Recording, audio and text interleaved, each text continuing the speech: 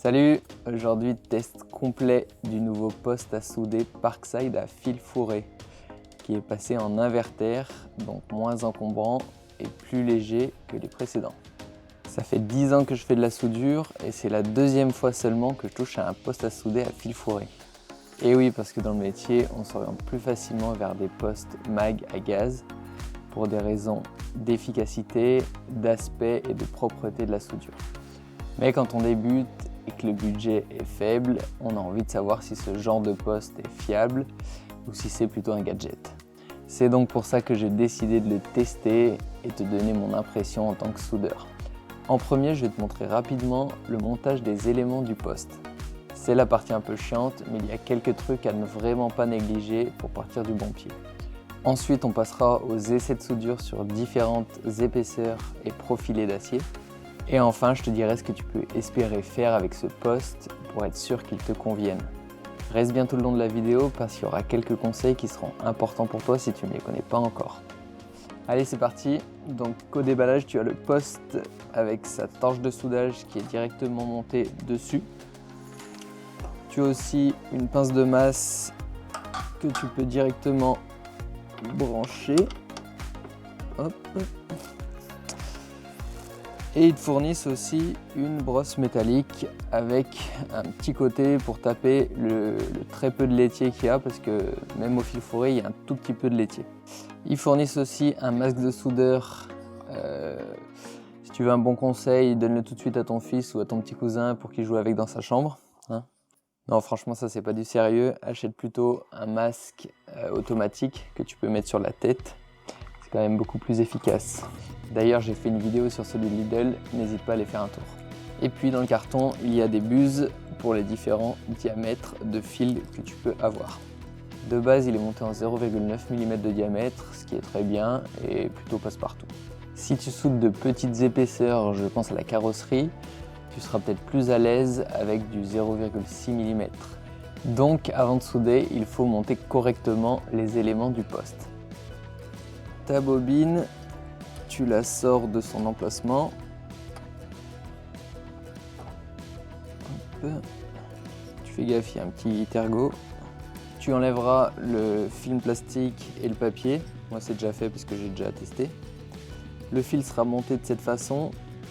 Tu le défais pas tout de suite parce que si tu lâches le fil, si tu défais le fil et que tu lâches le fil, ta bobine se déroule et elle est foutue.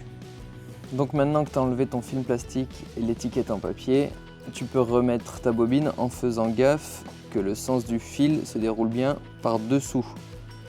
Si ton fil il est comme ça par exemple, ça va pas le faire parce qu'il va passer dessus pour aller rejoindre le guide, donc ça va pas marcher. Il faut bien qu'il se déroule comme ça dans le poste. Tu remets ta bobine en place, tu remets le centreur dessus et tu viens serrer avec la vis. Voilà, il faut qu'elle puisse coulisser sans trop coincer. J'allais oublier, avant de mettre en place ton fil, pense aussi à vérifier que tu as le bon côté du galet. Tu vois, donc tu défais ça un peu plus qu'un quart de tour, tu retires ce cache plastique et là tu as accès à ton galet. Donc lui c'est pareil, tu le sors et tu vois il y a des inscriptions. Hop.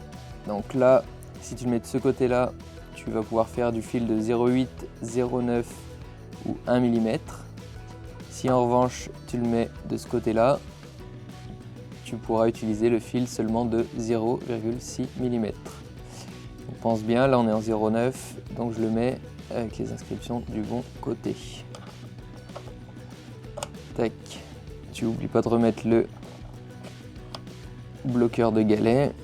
Et voilà, maintenant tu pourras dérouler ton fil dedans. Donc maintenant que tu as mis en place ta bobine, tu peux défaire le fil, mais il faut bien continuer à maintenir et le fil et la bobine pour que rien ne se déroule. Voilà. Tu vas couper l'extrémité qui est un peu tordue, parce que sinon elle va être elle va t'embêter au moment du déroulement du fil. Tu passes le fil dans le premier guide plastique, tout en maintenant la bobine toujours. Tu vois, il ressort là-bas dans le galet. Il faut qu'il vienne passer aussi dans le tout petit trou en acier qui est après prolongé dans la gaine. Hop, donc tu le fais avancer un peu. Tu vas sentir des micro-crans. Hop. Voilà, puis une fois qu'il est bien loin dans ta gaine, tu vois là il doit être à peu près par là. Tu peux refermer le galet, le verrouillage. Hop, donc ça c'est pareil, il ne faut pas que ce soit trop serré, hein. Ça vient juste bloquer, mais en aucun cas tu viens serrer comme une brute là pour le galet, sinon il va appuyer sur le câble et ton câble il va être freiné, il va être coincé. Voilà, une fois que tu as remis le galet et verrouillé ici, tu peux lâcher ta bobine. Ça se peut qu'elle se déroule un petit peu au début parce que le câble il est tendu ici, mais normalement tu es bon. Donc une fois que tu as fait ça, tu peux le mettre en route et tu appuies sur ta gâchette pour que ton fil se déroule jusqu'à qu'il ressorte au niveau de la torche. Tu peux laisser ouvert le capot, comme ça tu vois que la bobine se déroule correctement, qu'elle ne coince pas. Ça peut être un petit peu long quand même. Hop, tu vois là il est arrivé. Tu le coupes en laissant à peu près 1,5 cm, c'est pas mal. Et voilà, tu es prêt à souder. À savoir que quand tu changes ton diamètre de fil, tu dois t'assurer que ton galet est positionné dans le bon sens qui correspond au diamètre de ton fil. Et tu dois aussi changer la buse qui est en sortie de torche qui va aussi correspondre au diamètre de ton fil. Pour les réglages, c'est plutôt simple, tu n'as qu'un seul bouton et il se règle en fonction de l'épaisseur. Tu vois là les chiffres qui sont sur le cadran, c'est l'épaisseur de la matière que tu vas souder. Donc, si tu soudes un tube en 2 mm, tu vas régler sur 2 ici et normalement le réglage correspond à peu près à ce qu'il faut pour souder. Après c'est à toi d'ajuster si tu vois que c'est trop peu ou pas assez, suivant l'aspect de ton cordon. Et tu peux aussi ajuster la vitesse d'avance. Donc si tu avances beaucoup plus doucement, tu vas plus charger en matière, tu vas plus chauffer la zone. Donc ça permet aussi d'avoir un réglage supplémentaire. On va passer aux essais. Donc le premier sur un tube d'épaisseur 2 mm, parce que quand tu fais des meubles pour chez toi, c'est souvent du 2 mm. Avant de souder, je te conseille de mettre du spray anti-adhérent, qui s'appelle aussi anti-graton. Ça sert à ce que les petites billes de métal en fusion qui se dégagent quand tu soudes n'adhèrent pas sur ta tôle. Sinon tu vas passer un temps fou à nettoyer ta pièce et c'est pas le but recherché. Ça c'est encore du Parkside, mais il en existe, tu vas sur internet, il en existe de toutes les marques, tu peux en trouver à tous les prix. Donc n'hésite pas à en prendre, ça te rendra bien des services. Je mets donc le bouton sur 2, on verra si l'indication de Parkside est bonne. N'oublie pas qu'au fil fourré, on soude en tirant, contrairement au mag avec gaz où on pousse. Première impression plutôt bonne, on sent que les pièces d'acier fusionnent en même temps que le fil, ce qui est primordial pour une bonne tenue. Résultat, l'esthétique est moyen quand on compare au mag avec gaz, mais la soudure a l'air résistante et on peut voir que la pénétration est bien présente. Ensuite, essai sur tôle fine de 0,8 mm, car ceux qui font de la carrosserie sont dans ces épaisseurs-là, voire même en dessous. Je tourne mon réglage sur 0,8, donc au minimum. La soudure se fait bien et la tôle ne perce pas, ce qui est plutôt une bonne chose. Le résultat est pas mal, je vois que la soudure a pénétré.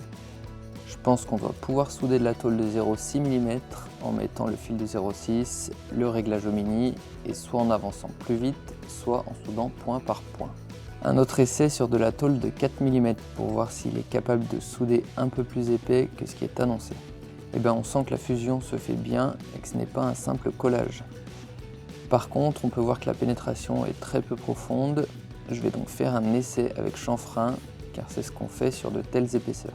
Voilà, donc avec un chanfrein, c'est effectivement beaucoup mieux et c'est une bonne nouvelle car ça élargit un peu la plage d'utilisation de ce poste. Je vais même tenter de souder 2 carrés de 8 mm d'épais entre eux pour voir si c'est possible, car par exemple le dernier meuble télé que j'ai fait était en carré de 8 mm. Là c'est pareil, esthétique pas terrible, mais soudure faisable à condition de faire un chanfrein et à condition que ce soit pour fabriquer des objets de déco ou meubles, mais pas pour des choses qui vont recevoir du poids. Ne t'amuse pas à faire une passerelle ou un balcon avec ce genre de poste, ce serait du suicide. J'ai fait aussi des tests en angle intérieur et sur la 0,8 comme sur la 4 mm, tu dois augmenter un petit peu ton réglage. Ce qui est normal parce qu'en angle, il y a plus de dispersion de chaleur, donc tu dois mettre plus d'intensité à épaisseur égale. Les résultats sont identiques, le job est fait, ça tient bien, mais on n'aura clairement pas une pénétration excellente dès qu'on dépasse les 2 mm d'épaisseur. Bilan de ce test, encore un outil Parkside étonnant pour son prix. On ne compare évidemment pas à du mag avec gaz ou à du matériel à 2000 €. On est sur un petit poste pour débuter et ça fait très bien l'affaire. Sache que tu pourras t'en servir pour des petites réparations, pour du bricolage en carrosserie et pour de la fabrication de meubles pour chez toi. Tu pourras aussi fabriquer d'autres objets mais qui sont ni soumis à des forces ni soumis à du poids important parce que sinon ça ne tiendra pas et ça devient dangereux. Dis-toi aussi que si tu investis dans des bobines de fil fourré de meilleure marque que celle de Parkside, tu auras aussi un meilleur aspect de soudure et moins de projection. Je ferai sûrement des vidéos de fabrication de meubles avec ce poste à fil fourré, donc si jamais ça t'intéresse, dis-le moi en commentaire que je sache si c'est utile ou pas du tout. Si tu as regardé la vidéo jusqu'ici, déjà merci, tu fais partie des motivés. Donc n'hésite pas à t'abonner pour recevoir une notif quand je sors une vidéo. Je vais t'aider à progresser en soudure, à faire des créations et des petits trucs de déco sympas. Et si tu as acheté ton poste mais que tu n'as pas de masque, alors jette un œil à cette vidéo, elle va t'intéresser. Je vais essayer de te la mettre là, on verra. Allez, salut, à la semaine prochaine.